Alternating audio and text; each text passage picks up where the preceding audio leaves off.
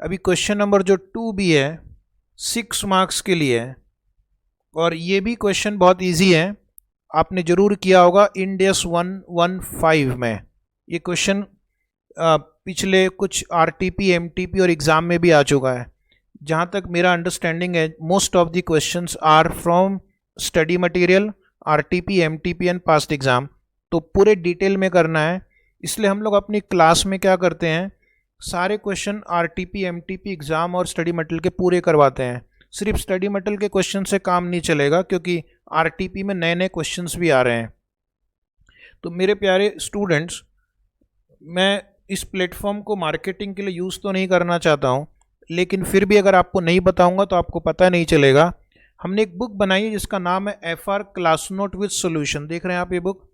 इसमें हमने जितने भी क्वेश्चन क्लास में करवाए हैं और जो भी question RTP MTP exam study material में आए हैं, उनको एक जगह हमने चैप्टर वाइज अरेंज किया है। चैप्टर के अंदर में भी उसको हमने कॉन्सेप्ट वाइज अरेंज किया, ताकि जब आप कॉन्सेप्ट पढ़ते जाएंगे तो उससे रिलेटेड क्वेश्चन भी आपको साथ साथ मिलते जाएंगे। ये बुक आप हमारी वेबसाइट vino.in से बाय कर सकते हैं। इसकी प्राइस 2000, आपको 2 वॉल्यूम्स मिलेंगे। ये वॉल्यूम 1 है, एक वॉल्यूम 2 भी बिल्कुल ऐसा ही है, और आपको कुरियर भी आपके घर तक हो जाएगा। अभी इस पर हम 30% डिस्काउंट दे रहे हैं, तो हमारी वेबसाइट पे आप 1400 रुपीज़ पे इसको ले सकते हैं। और जो लोग नेक्स्ट एग्ज़ाम में अपेयर कर रहे हैं उनके लिए तो ये बहुत ही अच्छी बुक है, और मुझे लगता है इससे बेहतर बुक अभी कोई नहीं मिलेगी आपको FR पे। अगर आपको चाहिए कि आपको सारी थियरी, सारे आंसर मिल जाए एक जगह पे, तो आइए क्वेश्चन नंबर 2B की ओर चलते हैं। इसका आंसर भी मैंने दिया हुआ है, बहुत ही इजी है, बहुत कम समय में आप इसको कर पाएंगे। तो पहले क्वेश्चन पढ़ लेते हैं। On 1 April 2021 Z Limited enters into a contract to construct a manufacturing facility for Mint Limited। तो Z Limited कौन है?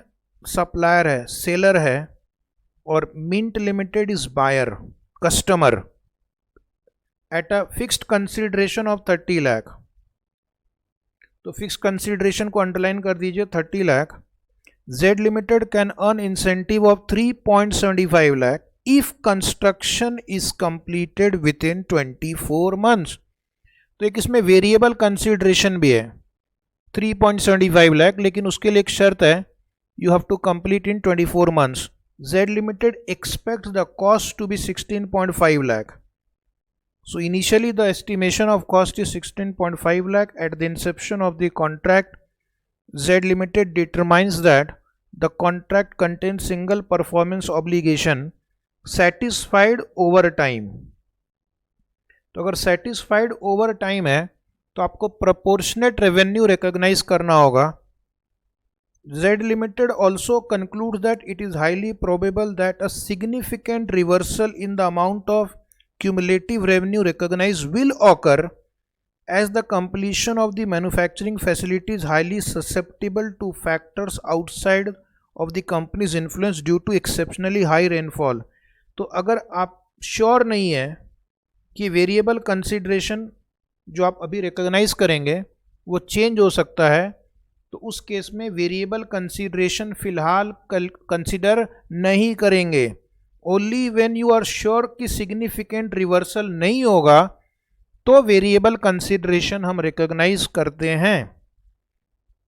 ऑन 31 मार्च 22, पहला ओपनिंग डेट यहाँ पे दिया अप्रैल 1/21, और यहाँ पर आपको ईयर एंड दिया, फर्स्ट ईयर एंड दिया है 31 मार्च 22। अब उन्होंने कुछ कैलकुलेशन दिए हैं।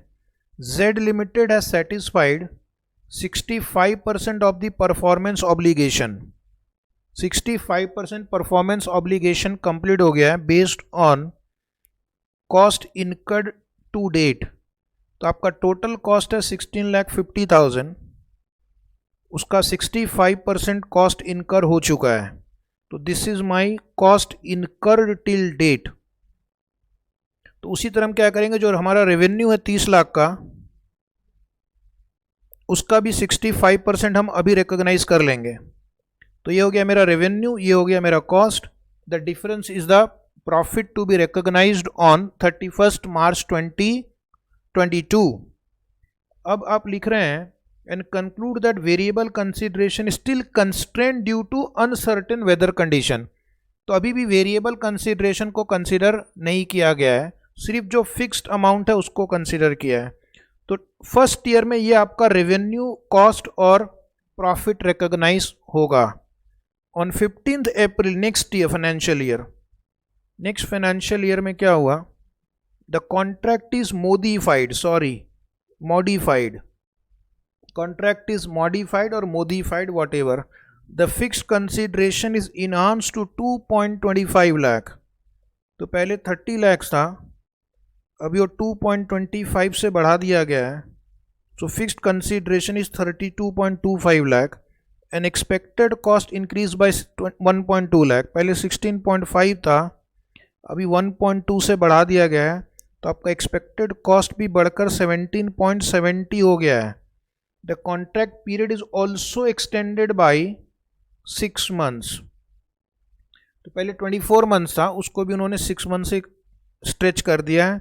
Z Limited now concludes that it is highly probable that incentive award will be received।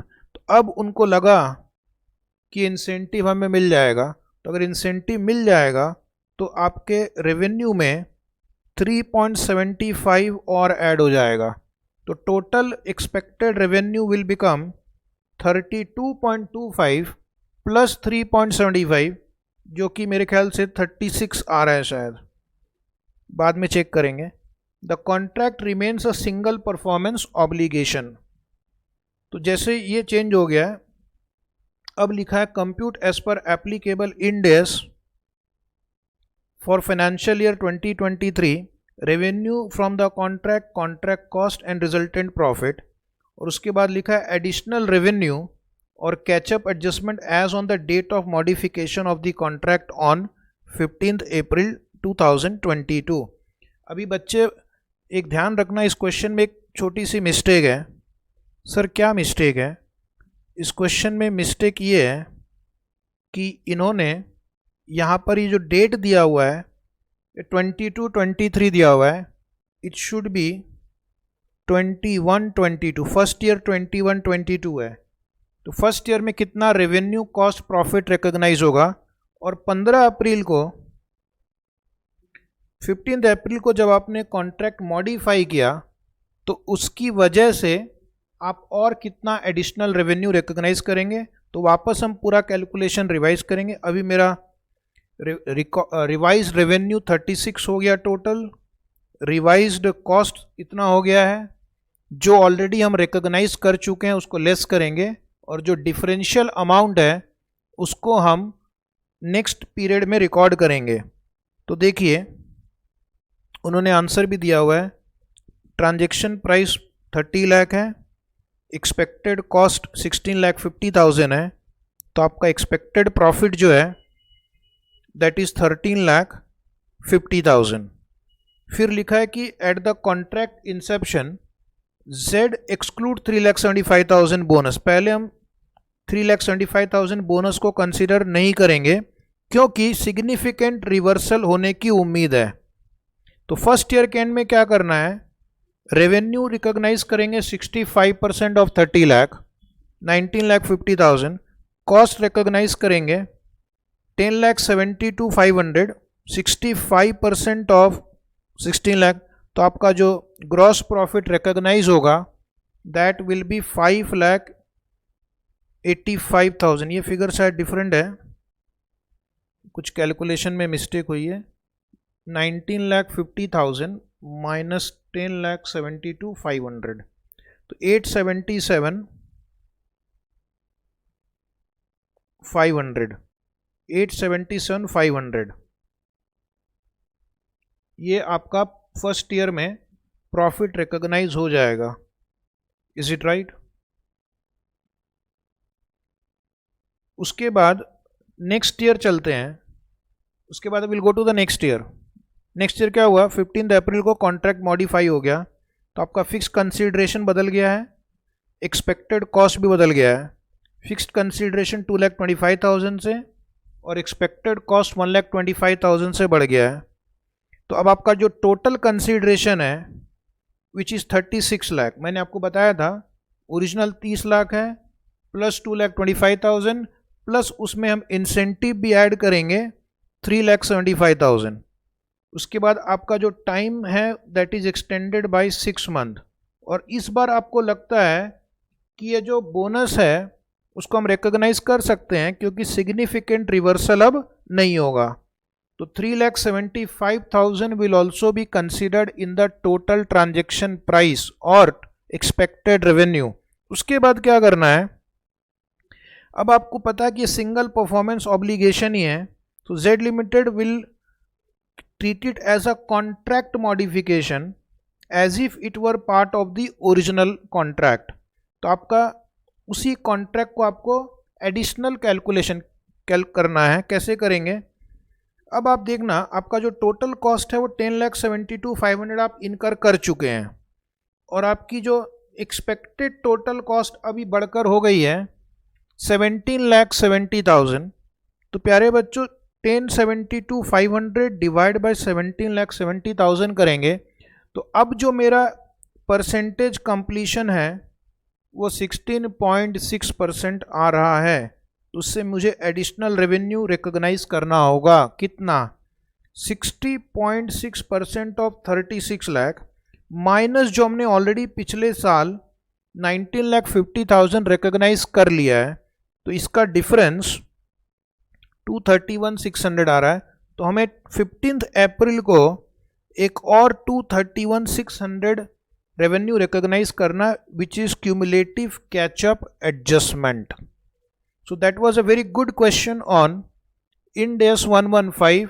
Hopefully आप लोगों ने जरूर किया होगा। मेरी शुभकामनाएं आपके साथ है। ओके, नाउ जो स्टूडेंट थोड़ा लेट ज्वाइन किए हैं, आपको बहुत इच्छा होगी कि मुझे ये आंसर मिल जाता तो अच्छा रहता। तो उसके लिए हमारा वीनो ऐप डाउनलोड कर लेना है। जो एंड्रॉयड यूज़र है वो गूगल प्ले स्टोर से डाउनलोड कर सकते हैं, उसकी लिंक डिस्क्रिप्शन बॉक्स में भी है, चैट बॉक्स में भी है। और जो आईफोन यूज़र हैं वो क्लास प्लस का ऐप डाउनलोड करेंगे और उसमें ये ऑर्गेनाइजेशन कोड KWUDA आप डालेंगे तो ये ऐप डाउनलोड कर लीजिए। उसमें ये PDF भी है, आपको सिर्फ ₹1 देना पड़ेगा PDF एक्सेस करने के लिए। उसमें ये आंसर जो मैं अभी आपको स्क्रीन पे दिखा रहा हूँ सेम टू सेम PDF वहाँ पर भी है, आप उससे पढ़ाई कर सकते हैं, नोट में सॉल्व कर सकते हैं। ये इन्फॉर्मेशन मैक्सिमम अपने फ्रेंड्स के साथ भी शेयर करिए क्योंकि ये पेपर बहुत ही अच्छा था और इसको आप प्रैक्टिस करके जाएंगे, एग्ज़ाम में आपको बहुत लाभ मिलेगा।